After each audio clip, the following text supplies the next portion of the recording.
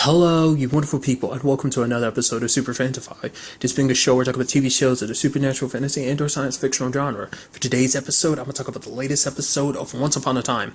So, immediately want to talk about some of the misconceptions I had in last episode that were immediately turned around on me. Because a lot of the stuff with Jack slash Nick slash Hansel, it seems like they immediately answered for me. Because part of me was like, oh, is this part of his delusions? Kind of like the whole Alice thing. Like, yes, her situation was she was kind of remembering her true self while also being under curse. I thought the same thing was happening to him, but I thought it was supposed to be kind of part of his character, like in the curse. I thought that was kind of it.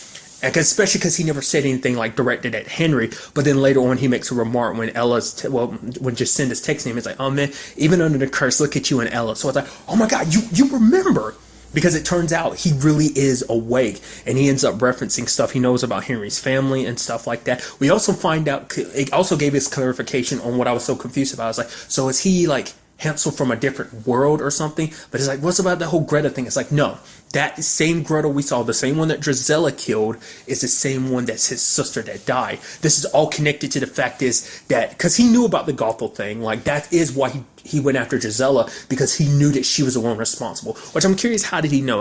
He knew about Gothel because he brought her up, but I'm wondering, is it because he also knew about Drizella, why he went? Because his main focus was on the Coven, but obviously, like, after everything Hansel went through, obviously he'd hate all witches. You know, going after Drizella instead of going after the rest of the Coven first makes me think, like, no, he had to go after the person that killed us. Like, we know it was in self-defense, but still, it was just kind of a circumstance that they were put in, but nevertheless. You know, that must have really pissed him off, knowing that Drizella got away. Or maybe he actually didn't know. Maybe he knew that she has a connection to Gothel, but maybe he never actually knew that she was the one that killed Gretel, but nevertheless. Because we also find out, like, because the way he's talking to Henry and stuff like that, he's like, oh man, all the adventures we went on and stuff like that. And he's the one that took Henry out for his first drinks when he was 19. The thing is, like, the reason why he became such good friends with Henry, because Henry allowed him to kind of just be a different person. He became Jack because Jack didn't have a past. Jack wasn't tortured by all of this stuff. For him, he became this hero. He's like, I'm not really, like, I became the hero because Henry gave him that second chance by being like, oh man, we took down some giants. Like, you're Jack the Giant Slayer. And it kind of stuck. So it's kind of nice to kind of get a little more context to the relationship, like understanding, like, obviously they're best friends and they cross paths like that. But it's like, it just makes that whole situation very sad that it is what it is. It is kind of interesting, the conversations too, because Henry, like, tries to feed in, because obviously he thinks Nick is crazy. So he's trying to feed into it a little. He's like, oh, I'll use my author abilities to do that. I'm like, oh, really? And I'm like, and then but he's not stupid. He's like, I know you, Henry. You're not going to use your author abilities. You would just offer to use them because, like, you know, that's just who Henry is, because those powers are too dangerous to use. So he knew that Henry was just trying to play him. But obviously the biggest focus of this episode is understanding why he went after Zelena, and we kind of got that backstory because he came across the witch, and it turns out it's not the same witch. I thought the second witch that he killed, part of the Coven, I thought that was in fact the same witch. Was it? I'm pretty sure it wasn't the same witch who ended up, you know, the gingerbread house witch. Zelena showed up because basically it was kicking her out because it's like, yo, Oz is my territory. There's not enough territory for both witches. She didn't bother trying to save Hansel and Gretel at the time. Ended up losing her magic momentarily, and she meets their dad. He's blind and just looking and searching for his children. And because he is blind, he doesn't look at Zelena as something else. He doesn't know about her being a witch. He doesn't look at her green skin or whatever, you know, so he just accepts her for her, says all these beautiful things about her having this kind heart and everything. So ultimately, it eventually starts eating at Zelena, so she decides, you know what, I'm going to go back and I'm going to rescue those kids. You know, I owe it to, you know, their dad. And when she does, she ends up beating the gingerbread witch. In fact, stealing her sight along with it. So that's kind of a middle finger. Goes in there, thinks the kids are dead, and then comes back. It's like, oh my god, the kids are alive. That's awesome. And it's just a sad circumstance. It's like the kids ended up telling her the truth, and they're telling their dad. And it's like, for him, he's so pissed because it's like, you knew exactly where my children were, but you didn't say anything. Like, all you had to do was tell me the truth. But for her, it's like, you wouldn't have accepted me if you knew the truth and everything. I mean, and that's the sad thing. The reason why Zelena lied is because she liked it. Because for such a long time, she's always had to deal with people's disgust. It's a combination of that, plus always feeling like she's never, you know, just self-esteem issues too. Because she just thinks like, oh, she's bound to be wicked. That's all she can be. She can't be good. No one will ever look at her, you know, in the way he did. And even offered to give the witch's eyesight to him, but he didn't take it. and it was just telling her, basically calling her a monster and just calling her wicked and stuff like that, which is sad. Like, she made a mistake and but it just, the fact is that she went back, I think speaks volumes, but I guess it's just too little too late. And so she gets super pissed and she burns the vial that had the witch's eyesight in, and also burns Hansel. To be fair, I thought she did so much worse. I thought that's like, oh, that's why I was kind of like the whole Gretel thing. I was like, oh, are you saying she killed Gretel or something? Like, but that, like I said, because for Hansel, it's like you took everything. It's like, for one, you're just a witch, so you're naturally evil. Two, you tried to deceive my dad. Three, you destroyed a means of giving him his eyesight back just because you were pissed. Four, you burned me. And five, it's like technically Gretel's death is on her because Gretel went off trying to be more powerful, because like if you had saved us when you had the opportunity to, who knows where things could kind of be. But at the same time, it is something that Zelena does kind of confront Nick about later on. It's like, you can't blame me for everything. You can't blame all these other people for your rage towards me. You're going after all these witches and stuff like that. Like, blame me for what I've done. Don't try and take it out on everybody else. He went as far as kidnapping Chad, Kelly's fiance. Interestingly enough, the actor who plays her fiance Chad is the same actor who played, I think, I'm blanking, I think it's David from Marvel's Runaway. He played Carolina's dad. I'll look at that. Like, if you watch Runaways, you're like, that's not, like, shut up. Spoilers, so I just thought that was kind of interesting, because obviously that's kind of all in the same, like, the Disney wheelhouse. So I just thought it was kind of interesting, but nevertheless, but it did show that she has changed. There's a lot of good conversations that happened when it came to Zelena in this episode, especially like her conversations with Weaver. And I feel bad for Rumple, because every time people need his help, it's like, oh yeah, if you let me die, it's like, oh, you'll never get to see Belle. It's like, that's kind of like his kryptonite, because he always wants to do good so he can make sure that he does end up with Belle. And it's just kind of like, it's kind of a little gut wrenching, because it's like, oh, that's sad that that's going to be like everyone's ace in the hole when it comes to asking you for help. But also, I think it is just because, no matter what, I mean, because also he's kind of slightly responsible for her and Regina do. I mean, Regina's family, but also because, like, so it's Zelena, but it's also because they're his pupils, so he takes some responsibility. I don't think he'll outright take responsibility, but on some level he does. But he said an interesting thing to her, like the whole, like, oh, because Zelena's like, oh, I guess we'll just always have that dark side of us. And you have Rumple being like, yeah, never get rid of that. We can never get rid of that, because it's always a reminder of how much we are different from who we were, how much we change. And it also reminds us of how much we can lose. I mean, the best example of that is with, like, Regina. Like, Regina is gained back her balance last season when she combined, half her heart with half the evil queen's heart, because it's just you can't just have all one. You need both sides. That duality is kind of part of Regina's thing, and it's kind of their thing too, as being once upon a time being. Wasn't trying to even do that. Being villains, that makes their journey that much better. It makes them stronger because it shows you how much they have overcome.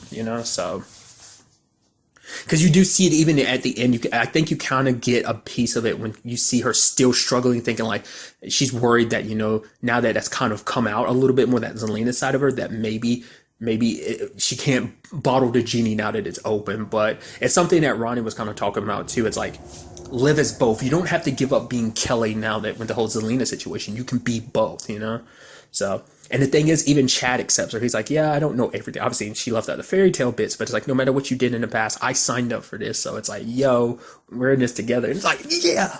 And it's like, I'm so happy that, I'm curious though, when it's all said and done, how is that going to translate? Not unless we end up finding, well, no, because I feel like she would have mentioned, he could easily be a story character. We just don't know who he is yet. Maybe he's under the curse too, but it seems like he's just a normal dude. I mean, because the pairings don't usually work like that. It's usually like story character. It's never really kind of blended the other way. At least I don't think. Because even you take like the Alice and Robin situation, I'm like, well, you're still story characters. So, you get what I mean? Just like it was Regina and Robin, that whole thing. Nevertheless, it does seem like this is the closing for Zelena's story for now, and it's because Regina's like, go off, enjoy your happiness and everything. We got things kind of handled here, so Because, it took she could have easily, if she was older, she would have probably killed Nick when she had the chance. But the fact is that she didn't show how much isn't the same person anymore. So, because I was also surprised too that she ended up telling Margot the truth. But to be fair, she needed to tell Margot the truth just so that Margot would be out of danger. Because that's her biggest concern when it came to all of this. Like, she didn't want Robin to get involved and caught up in all this stuff that was, ultimately her past coming back to haunt her. So, which is basically a reformed villain's worst nightmare, essentially, having to confront your past. Which Regina has had to swallow that. What's the metaphor? I'm blanking on the metaphor, but obviously she's kind of had to swallow a pill of past villainy coming back to haunt you on multiple occasions. So, what was also interesting too is that he ended up telling Hansel ended up telling proving to Henry, it's like, oh yeah, like Lucy's actually your daughter. And I'm like, wait, what? But Henry didn't want to believe him. But for him, he's like, the fact of the matter is you are the biggest believer, yet you can be so stubborn, which is interesting to think about. Like, Henry is the biggest believer, which is so interesting because, like, from the very beginning, he's always believed the most. He's the one that kind of ended up helping Emma break the initial curse. And it's crazy to think about the fact of the matter is he's the one that's in the center of this curse and he can't remember. To be fair, that works out in his favor because the moment the curse is broken, it goes back to that situation of so does, like, the curse inside of him activate. So the longer he doesn't believe, so... I wonder, given enough time, would he have actually taken the time to actually break everything down for Henry? But I also got to give major props to Killian for figuring it out, because he was like, oh, Jacinda, have you seen Henry? I was wondering about the whole car situation, and it's like, it circled back around, and Killian went to Jacinda, and she's like, no, I got a text from him. It's like, is there anything weird about it? He called me Jay. And then Killian looks in, sees the gingerbread set, and it's from Nick. And then he's like, does Nick have any burns? It's like, yeah, he's very self-conscious. It's like, yo, your boy Killian piecing it together. So, ultimately, he got arrested. Sadly, at the end of the episode, we do see that Facilier had killed him. Because I was kept wondering that too. It's like, because the fact is, he's like, no, he just broke the curse. It's like, the moment he took the blood test, he was awoke. He woke up. I'm like, really? How are you awoken? Like, how did that happen? Why isn't anyone else kind of just broken the spell like that? That's it. Because usually it takes severe things to kind of do that. So I was like, why would that do that? And it turns out Dr. Facilier is the one who broke the curse on, like, gave him its memories back. And then proceeds to kill him because it's like, oh, I don't need, because basically, once again, manipulation, he needed, he was hoping to use Nick to get rid of most of the witches, the one in particular, Gothel, because she's competition for the Dark One dagger. So then we also ended up finding out that Drew, Prince Naveen, is actually awake too. I was like, so you've been awake this entire time too? So that's why you felt, because I thought it was just kind of like a regular situation of like, oh, Drew is being sent there by Facilier, well, to spy on Sabine. I thought they were under the curse. It's like, no, he's actually awake. And they basically used, her trust, because trust can be a powerful thing when it's broken, and put it on like a voodoo doll. And that's what he used to kill Jack. But I'm guessing he can use that on other people as well. I'm assuming he plans on getting rid of everybody. And I wondered, is it a situation of that he legitimately wants to take Regina as his queen, in this, essentially, or is just Regina just another means to an end? That's the $1 million question and all of that. I wonder would that whole situation play out the way it is, like Sabine and, Drew. Because to me, I meant to bring it up the other episode, but it's kind of like, I feel like that whole Sabine and, like, Hook thing, just because I kept, like, getting that inkling before, but, when she gave Tilly the job and everything, and just like, okay, see you, Detective Rogers, like, just, I don't know, the glances at it, I'm like, is that turning into something? I kind of feel like it will be, but ultimately, we'll have to wait and see, so. I mean, the question then becomes, like, what else does Facilier have up his sleeve?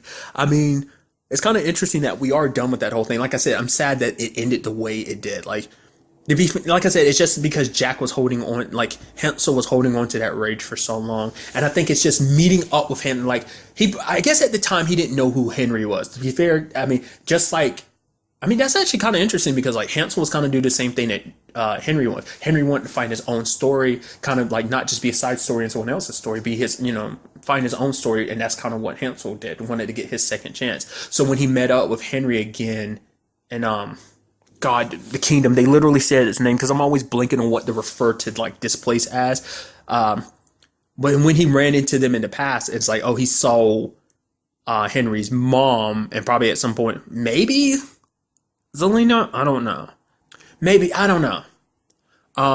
But probably Regina in particular, especially with all the like magic and witch stuff they were gonna deal with back then, which included Drizella and all of that. So, because to him, he's like, it's because of Henry's mom that like his meeting coming across his family kind of brought that back, that rage. So, I am curious what happened to his dad. Like that conversation never came up, so I can only assume like his dad died or something like that.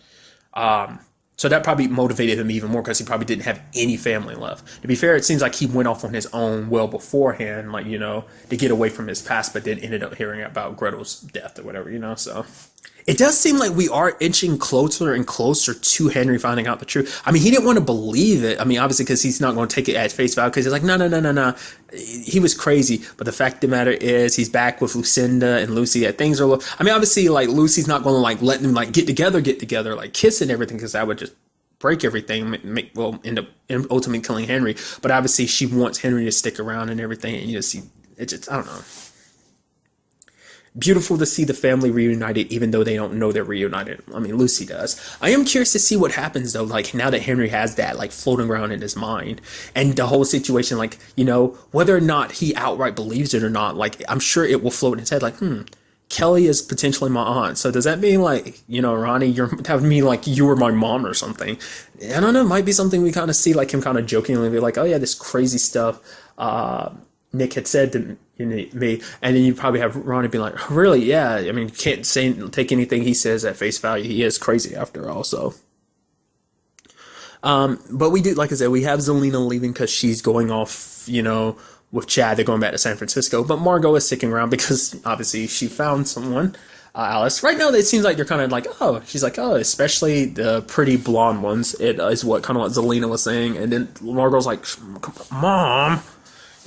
So overall, some very interesting developments overall. So I'm very curious to see how this all continues. Because to be fair, Gothel won't be hiding anymore now because, like, well, the killer's been taken care of. And so she needs to also be trying to find her way to getting, the Dark One's dagger. Also, while she's got competition like Facilia.